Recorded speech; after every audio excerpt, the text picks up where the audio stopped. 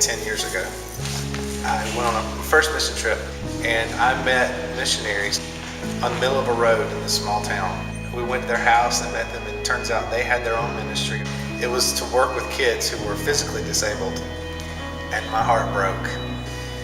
And I went to Lindsay and I said, we've got to do something. The door was just never open for us to be able to serve, and so we just went about living life, started our family, and just figured that's what the Lord intended for us. And then when we heard about this opportunity, God said yes, and so here we are. My name is Victoria Arnold. I'm from Louisiana and I teach second grade.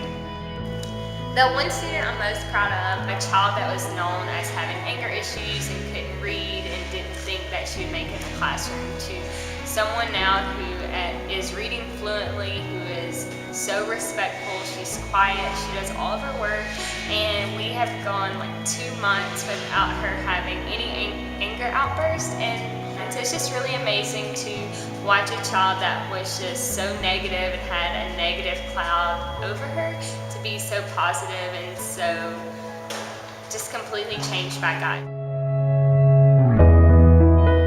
My name is Sabrina. I'm from Pennsylvania and I teach 5th grade here at Good Shepherd Christian Academy.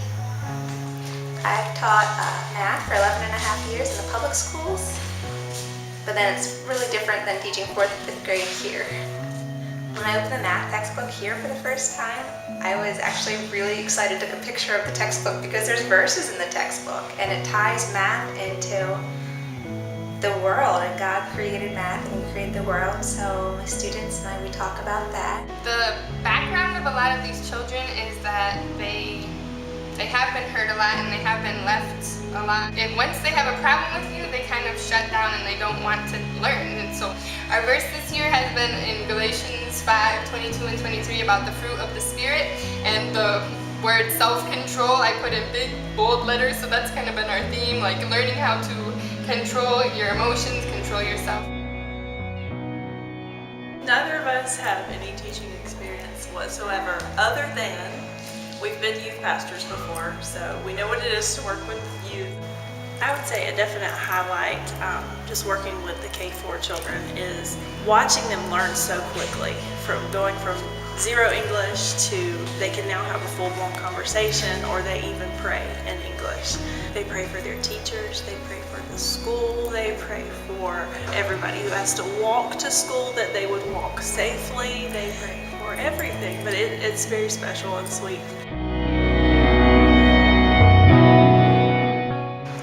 When the school day ends, we get to go to the casitas where the teachers can spend time with the kids outside of school. One of the evenings when I was in the casitas, I was with this girl, Aunt Melissa, love her so much, and she was reading to me, and then she said, Miss Sabrina, I have trouble reading in Spanish and in English, they're both hard for me. And I said, but Anna, you're doing really great, like I'm so proud of your progress. And she got this smile on her face, and she's like, I love having you listen to me read. She goes, I'll keep trying, and that was just really special. Like about a month ago, we did a tea party with some of the girls, and that was something that was kind of nice because just we talked to them before, like here's your manners, what you should do, and all that kind of stuff. And so it was a lot of fun, and they were all dressed up and looked so pretty and cute. My Spanish is non-existent before I got here. The teachers just come in knowing zero Spanish, so we're learning as well. My top phrases that I know are yo no sé, which means I do not know. Between my toddler Spanish and hand motions, and we do okay. We have a neighbor named Carlos. He would say mañana, mañana, mañana, mañana, mañana, mañana. And I had no clue what mañana meant, but so language for me has been a bit of a thing. I really do try to take advantage of the opportunities I have to be up with the kids and with the tias and just like try to conversate with them. Most of the Honduran teachers do not speak English, but we have this great friendship. We just talk to each other and then we just look at each other and say, no, we don't know what we're saying. I live here on property at the children's home. We have our own room and our own bathroom, so that's nice. In a hotelita.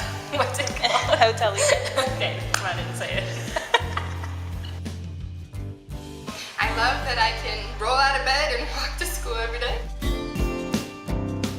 Some of my best moments are from some of our game nights, like when we play a drawing game and like laugh at each other's drawings. We will have movie nights where we all get together and watch the same movie. We were watching Alias as a group. That was really good, and we love Sherlock.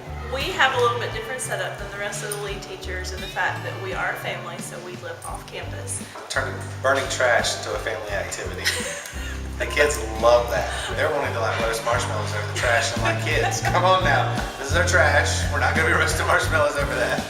Jolanda is the cook for just the teachers. She's the type of person who wants to help with everything. She loves to just sit down and talk with us, and I'll nod, and I think I'll get what she's saying, but I probably missed most of it.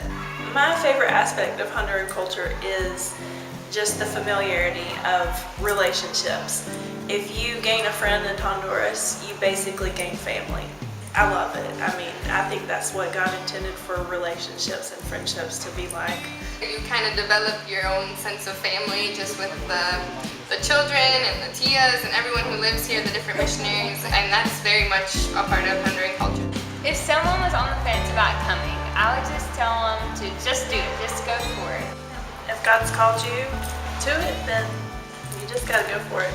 Don't let anything hold you back. Just come, because God can do amazing things in you and through you here. Just the experiences with the children, man. No matter how long you stay here, you're going to be changed by being here and working with these kids. Anything you have to do to get here, it's so worth it. Are you eating, Hoster? No, Okay, go, man. comida. Your buddy there?